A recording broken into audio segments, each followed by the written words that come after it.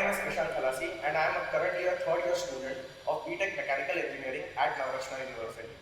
Mechanical engineering stands on four fundamental pillars, namely design, manufacturing, thermal science and automation and robotics.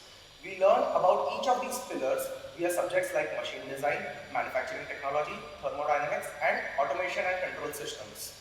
Along with these strong theoretical learnings in the classroom, we connect this theoretical knowledge with practical applications via challenging projects. Last year, we designed and built a pasta maker as a part of our manufacturing technology project. This project involved design calculations, 3D models, and developing engineering drawings, and then finally using these engineering drawings to manufacture the design product using the machines available in our workshop. Overall, my experience at Navrachana University has been fantastic. Thank you.